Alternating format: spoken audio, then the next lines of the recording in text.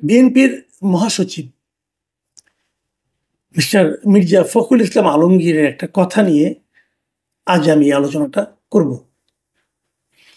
আমি বহুবার এই অনুষ্ঠানে আপনাদেরকে বলেছি যে বাংলাদেশের যে কজন রাজনীতিবিদকে আমার খুব পছন্দ হয়, যাদের কথাবার্তায় আমি এক ধরনের পরিমিতি বোধ দেখতে পাই, তাদের মধ্যে যদি তালিকা করি সেই তালিকার শীর্ষে মির্জা ফখরুল ইসলাম আলমগীর ছিলেন।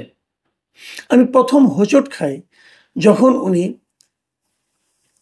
ডক্টর মোহাম্মদ ইউনূসের সঙ্গে জাতিসংঘে যে ৬ জন রাজনৈতিক নেতা গেলেন তাদের মধ্যে উনিও যেতে রাজি হলেন। এটা দেখে আমি সবচেয়ে হতাশ হয়েছিলাম এবং অবাকও হয়েছিলাম।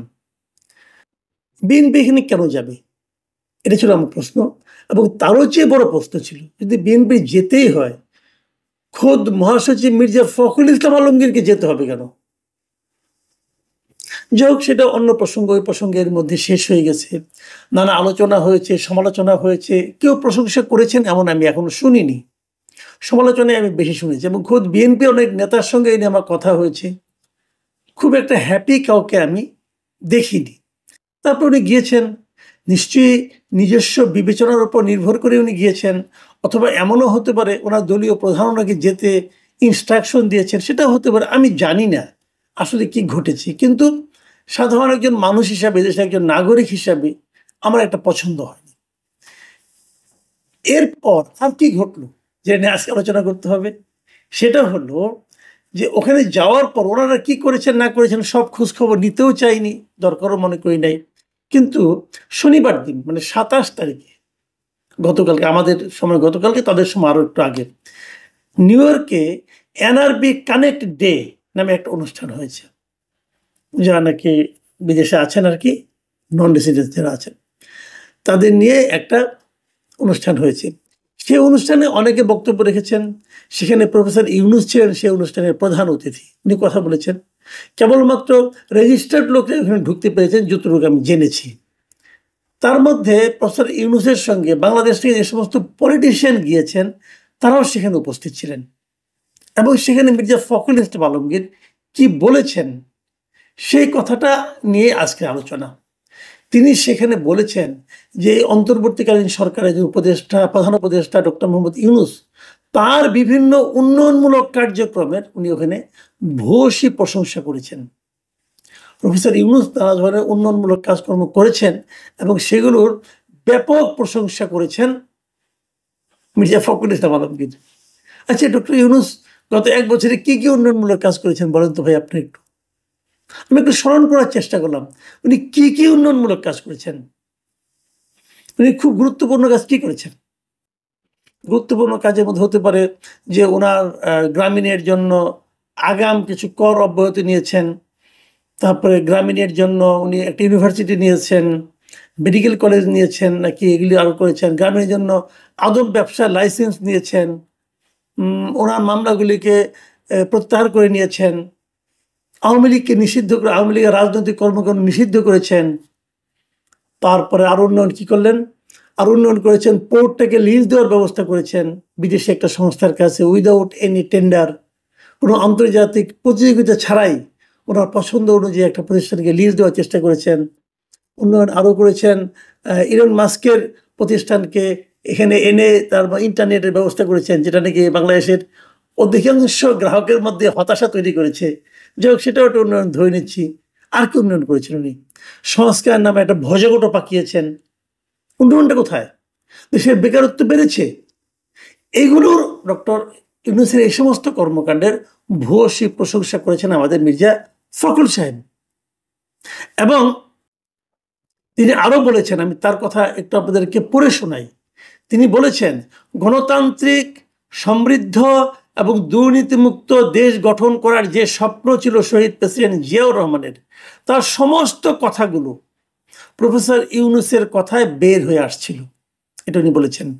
এবং উনি আরও বলেছেন, প্রফেসর ইউনূস যখন কথা বলছিলেন আমার বারবার মনে হচ্ছিল যে আমি এদেশের স্বাধীনতার ঘোষক শহীদ প্রেসিডেন্ট জিয়াউর রহমানের কণ্ঠ শুনছি। মানে জিয়াউর রহমান যে কথাগুলি বলতেন সেই কথাগুলি যেন ওনার মুখ দিয়ে উচ্চারিত হচ্ছে। উনি যখন কথা বলছিলেন ওনার কাছে মনে হচ্ছে আরে এটা তো জিয়াই কথা বলছেন। এবং উনি আরেকটা কথা বলি ওনার ওনার উচ্চারিত বাক্য, উনি বলেছেন ডক্টর ইউনূস দূরদৃষ্টি সম্পন্ন, দুনিয়া জোড়া তার সুনাম, তিনি দেশকে একটি কাঙ্ক্ষিত মানে দেখতে চান। এটি শহীদ প্রেসিডেন্ট জিয়াউর রহমানেরও চাওয়া ছিল। আমি ডক্টর ইউনূসের মাঝে আমাদের দলের প্রতিষ্ঠাতা শহীদ প্রেসিডেন্ট জিয়াউর রহমানের প্রতিচ্ছবি দেখতে পাই। মানে শহীদ ছবি প্রেসিডেন্ট জিয়াউর রহমানের প্রতিচ্ছবি উনি ডক্টর ইউনূসের মধ্যে দেখতে পাচ্ছেন। আর সমস্যাটা কি? কোনো নির্বাচনের দরকার কি?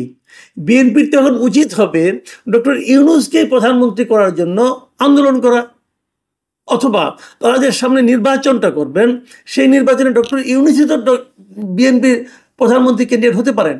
কারণ যে ব্যক্তি এই দলটা প্রতিষ্ঠা করেছে তার প্রতিচ্ছবি যার মধ্যে আছে তিনিই তো তার দলের সবচেয়ে যোগ্য ব্যক্তি প্রধানমন্ত্রী হওয়ার জন্য। তারেক রহমান নয়, ডক্টর ইউনূস। কারণ আমি কখনো শুনিনি তারেক রহমানের মধ্যে কেউ জিয়া রহমানের প্রতিচ্ছবি দেখতে পায়। ডক্টর ইউনূসের প্রতিচ্ছবি দেখতে পাচ্ছেন ওনারা, এই দলের মহাসচিব ডক্টর ইউনূসের মধ্যে। মানে একটা দল,